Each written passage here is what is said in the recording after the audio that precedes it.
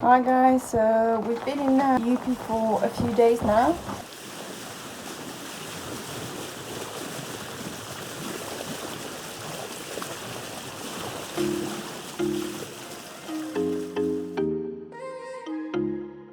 So today the plan is to go to an island called Tilapi. Issue is that it's raining. It's never a good thing to navigate through the lagoon when it's raining because we need to be able to see the bummies.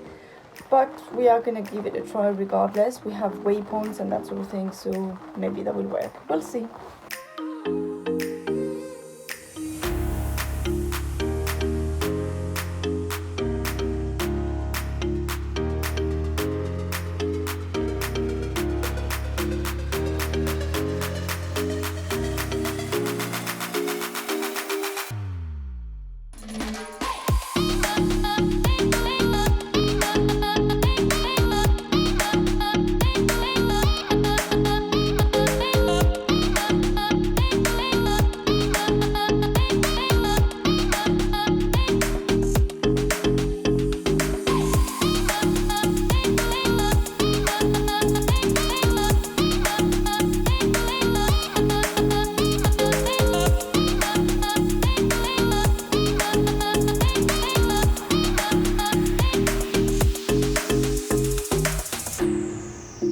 The chief of this village showed us a replica of a war canoe, which he uses to explain the history of headhunting times.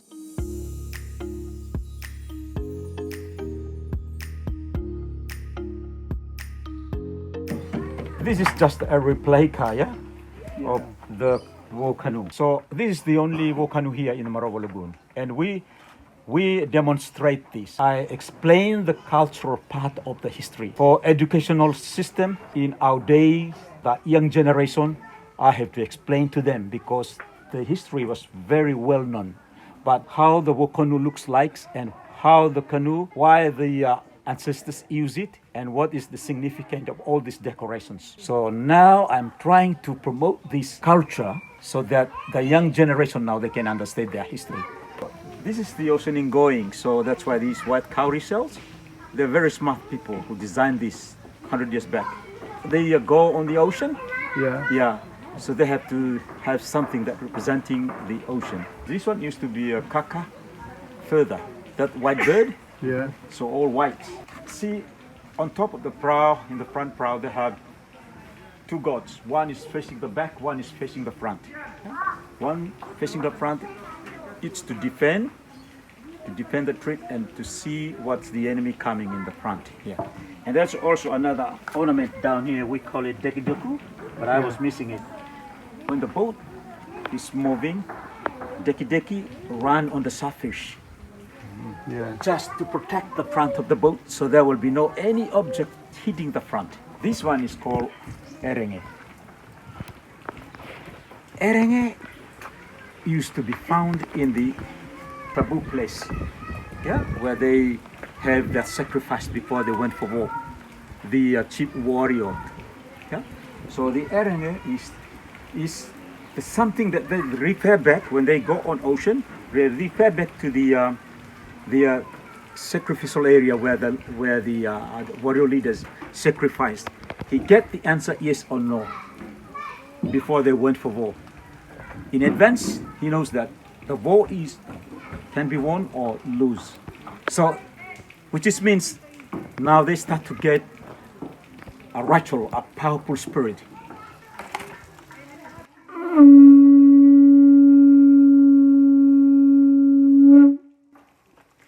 This one, it's very important to try them. The man who gives them timing for the fatness. The first sign, everybody hold their paddler. They start to move the boat. Yeah, slowly.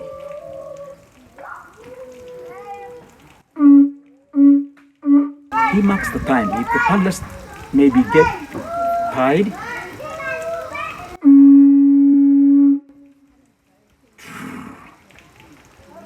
now come at the back.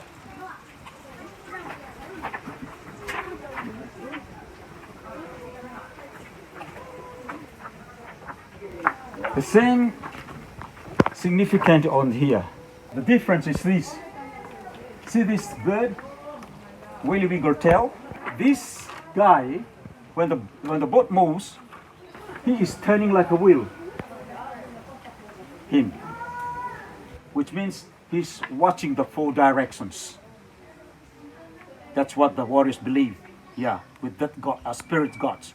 Turning like a wheel is Willy wiggle tail. So he can also watch, because from the very kana from the front prow, he looks back, see the enemy coming at the back, and the one that in the front, look, see the enemy coming in the front boat. Yeah.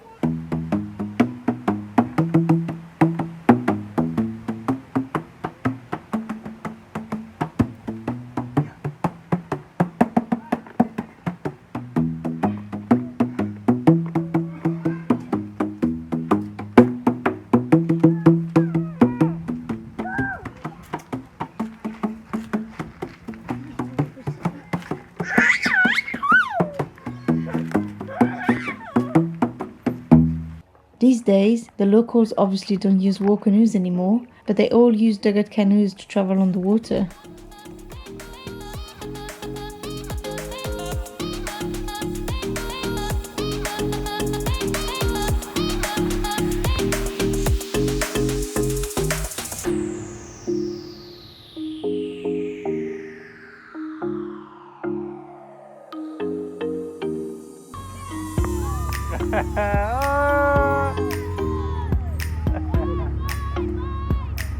Bye. See you later.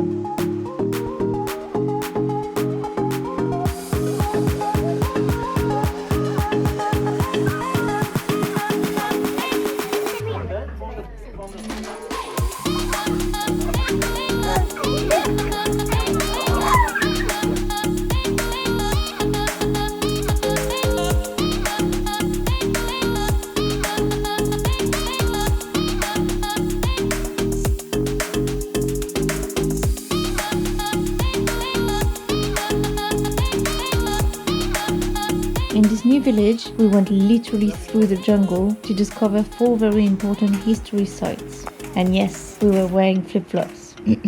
No comments. In this first site, the legend has it a giant was living there whose goal was to protect the village. He would throw rocks at enemies, and one day, doing so, he created a source of water which is now the only source for the entire village. Waributo, where we kept all the 7 heads. They are the heroes of this island. They are the heroes of this island because they protect the chief of this island. There are 7 heads, but now there's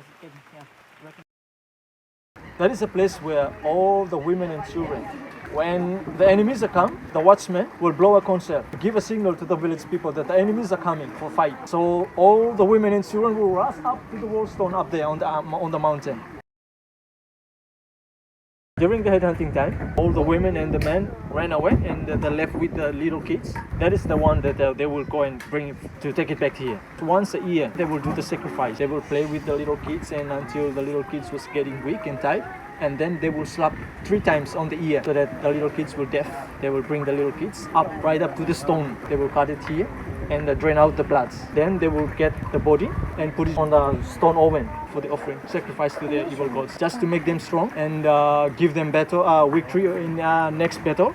If you want to learn more about these sites, this is the book you need to read. Okay, history lesson is over. Time for fun!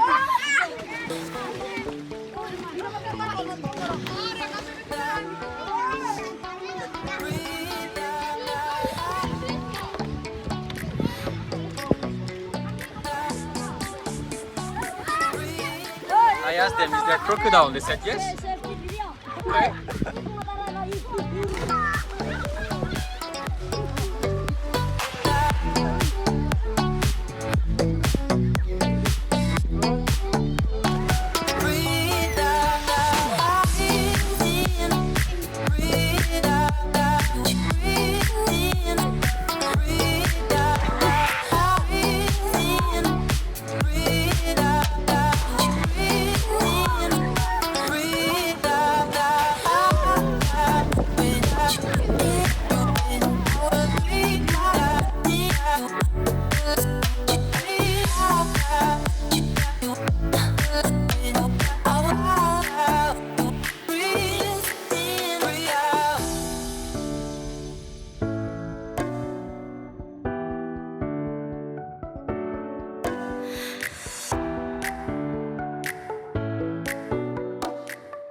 Time to go now, but it looks like some people want to come with us.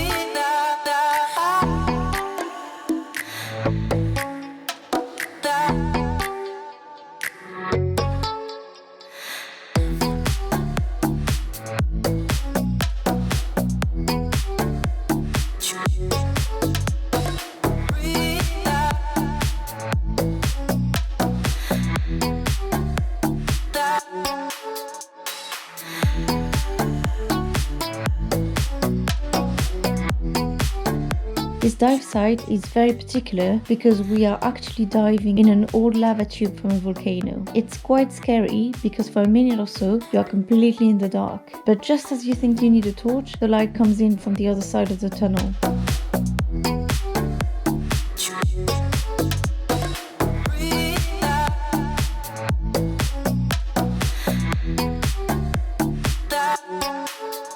And on the other side, you can see a beautiful coral wall, which unfortunately used to be a lot prettier, or so we've been told.